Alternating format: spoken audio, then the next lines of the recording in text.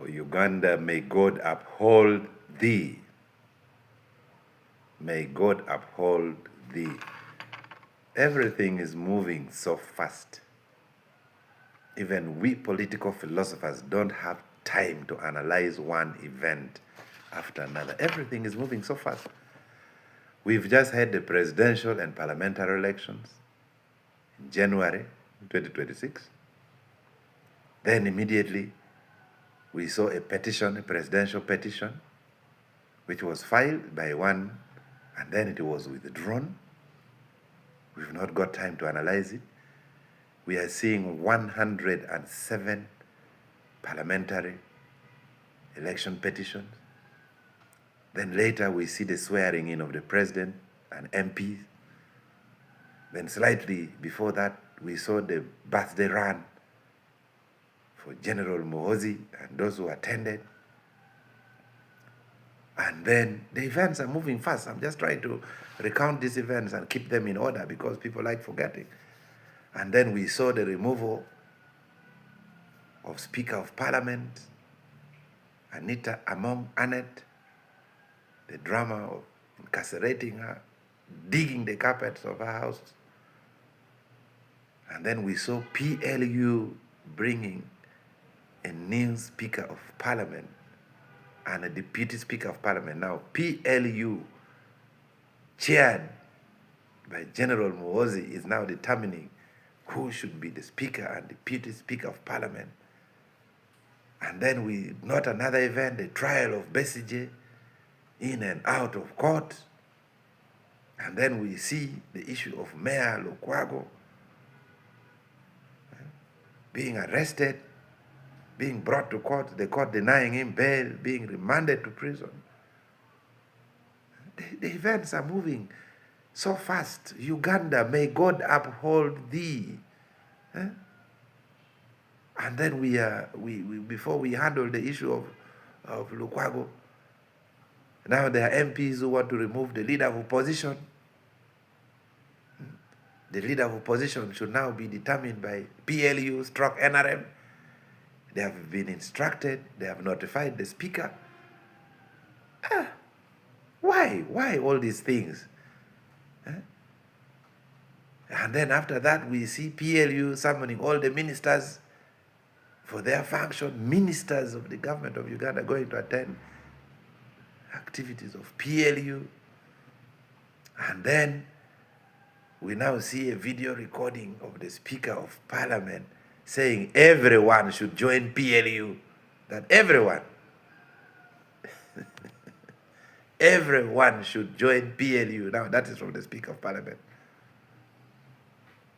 The events are fast. I'm just giving the chronology of events. So I'm still thinking.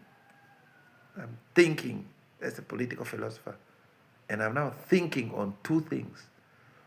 What should worry Ugandans? One, what should worry Ugandans is not the collapse of democracy. Democracy can collapse and it can be restored. You can amend the constitution, restore term limits, restore age limits, get the army out of politics completely. Democracy can be restored. So what worries me is not the collapse of democracy. You know what worries me? Is the entering of the military into the civilian space. Is the entering of the military into parliament. Is the entering of the military into the judiciary. That worries me. Democracy can be restored, but this phenomena which these PLU MPs are encouraging, it worries us because Uganda will go the line of Egypt to become a military state. Uganda will go the line of Myanmar. That worries us because the architects of the 1995 Constitution says the military should stay out of politics. Actually, the law says the UPDF shall be non-partisan and subordinate to civilian authority. I think around Article 210, 214, 211, the Uganda People's Defense Forces shall be a professional, non-partisan armed forces and subordinate to the civilian authority. That is why General Yoweri Kaguta Museveni retired from the armed forces to become the civilian authority. I was in Bombo, where there was a 21-gun salute. He was retiring from the army so that he can become a political leader, subordinate to the civilian authority. What worries me now, through PLU, the UPDF is becoming the authority. And yet the law says it should be subordinate to civilian authority. Are we entering military rule? Is the transition on? Another event I forgot is the blocking of lawyer Karua from the airport. So the events are moving too fast. Too fast. Now, people have been asking me, political philosopher, or talk, why can't Ugandans react? Why is the silence of Ugandans so loud? Why is the silence of Ugandans so loud that even the deaf can hear? In Uganda, if I may do a quick comparison between Uganda and Kenya, in Uganda we have elite consensus. In Kenya we have tribal consensus. In Uganda they just pick a few things they give to the elites. Here. So the elites, they leave the people down. Then they agree, let's first follow the government. In Kenya, every tribe must be represented. It's more of a tribal democracy. So if there is no proper representation, wow, the Nandi on the streets, the Kikuyu, the what, then there'll be a political problem and the government would listen. But here they just pick people. They give pick, they give pick, they give pick, they give. That is one reason why we may not react like Kenyans.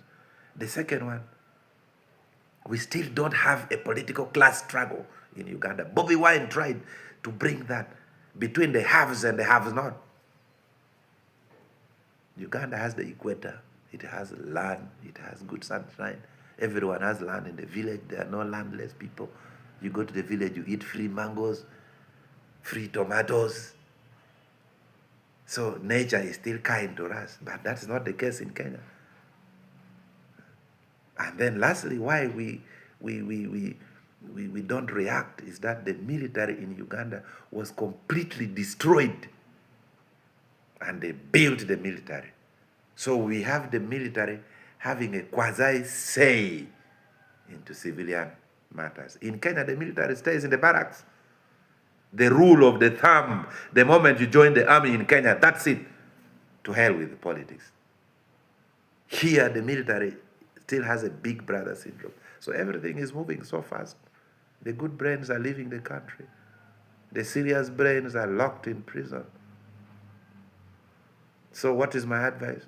We just keeping on. But a whole referee, a whole speaker of parliament, a referee, a man who should referee the house between the government and opposition, is now urging everyone to join PLU. So we are back into a one-party system in a movement system. Without a referendum, God bless this country.